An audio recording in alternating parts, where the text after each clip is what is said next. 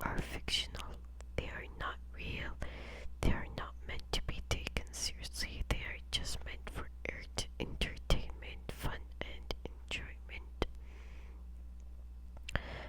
I don't want my intro to be too long, so let's begin with tonight's story, which is The Scent of Citrus and Cinnamon.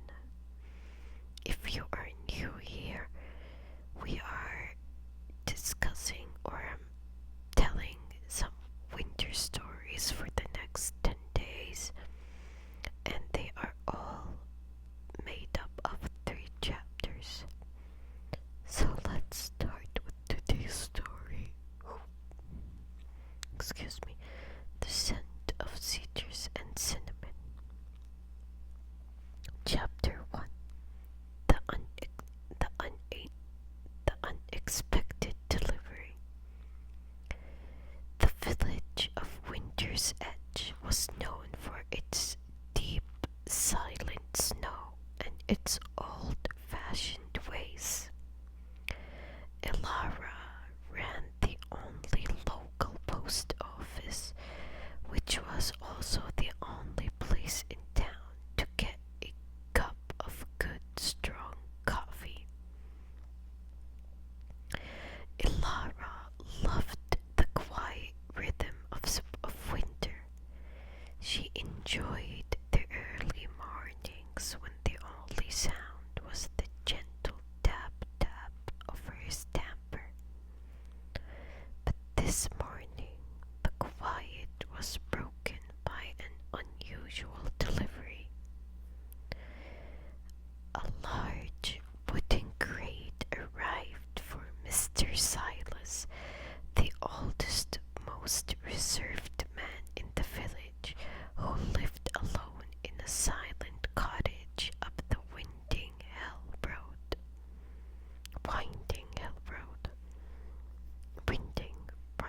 Whatever. The crate smelled wonderfully strong, like exotic spices, citrus, and something warm, like cinnamon. I've never smelled anything like that, Ilara exclaimed to Finn, the young man who delivered the mail. What on earth is in this, Finn? It smells like a holiday. Finn shrugged. Silas never gets anything but official letters. He doesn't talk to anyone, but the sender is listed as the Grand Bazaars of the East. He must be hiding some serious secrets. Ilara frowned. It wasn't about secrets. It was about comfort. She knew Silas was lonely.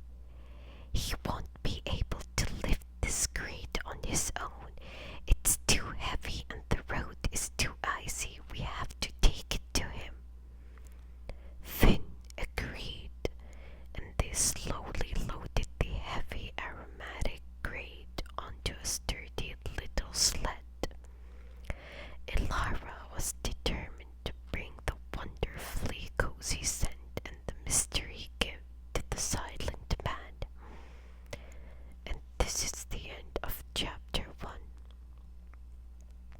We've got Ilara and Finn, which work at the post office, and then we have Mr. Silas, who is actually the most silent man in the village, and he suddenly got a delivery, a big crate filled with or they don't know what it's filled with, but they did smell it, and it smells like cinnamon and spices and citrus, all of that.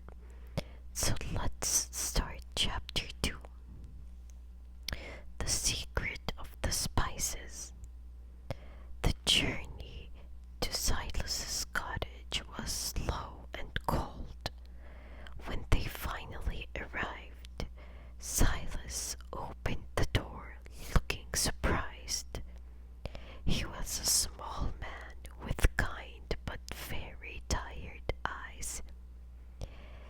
"This is for you, Mr. Silas," Elora said, trying to smile warmly. "It smells amazing." Silas stared at the crate, then slowly let them slide it inside his dimly lit living room.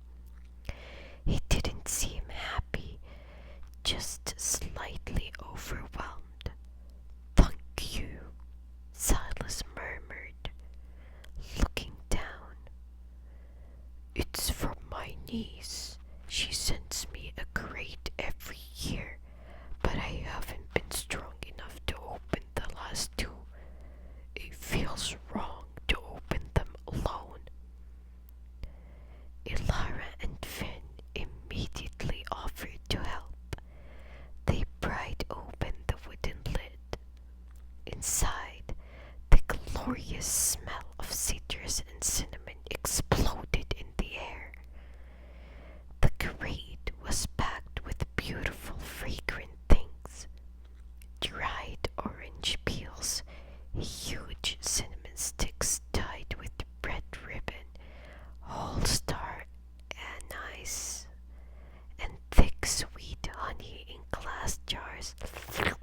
I love honey. If you watched me collecting food for my hibernation, I got some honey too. Anyway, let's continue the story. Silas picked up a small folded piece of paper from the top of the box. It was a note from his niece. "Remember our tradition, Uncle. Hot spiced cider is always best when the snow is deep. Don't worry about the recipe. It's written on the bottom of the old kettle." Elara realized that the secret wasn't a crime or a drama.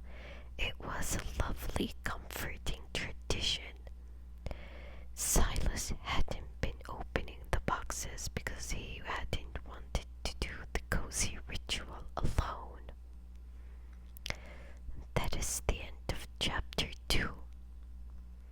It's really sweet that his niece is like remembering him and actually sending him this crate every year. Anyway, let's move on together, besties, to the final chapter of the story. Chapter 3. The Warmest Tradition. Elara looked around the cold, silent living room.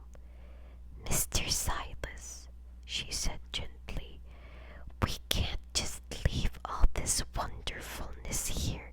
We can make the spiced cider right now." Silas looked doubtful, but the smell of the cinnamon was already working its magic. He found an old, slightly dented copper kettle.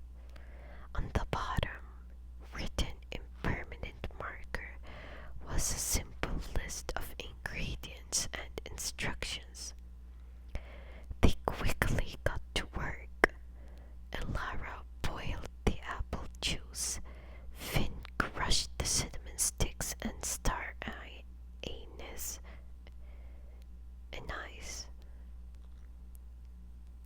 And Silas carefully dropped the orange peels into the bubbling kettle.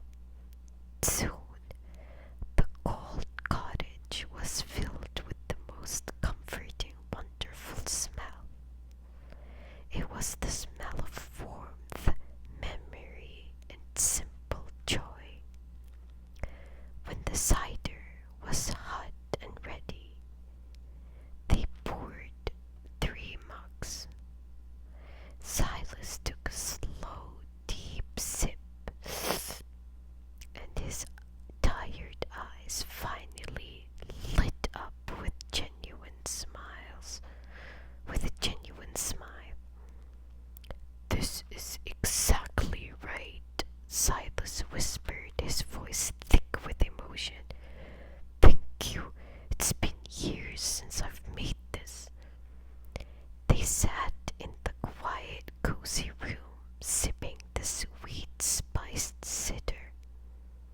or cider?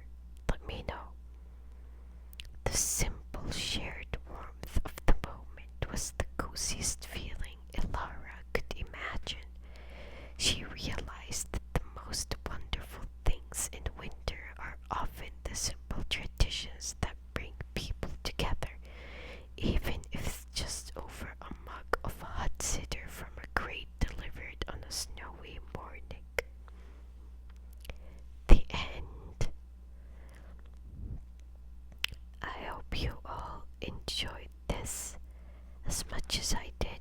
I'm sorry if I misspelled some words.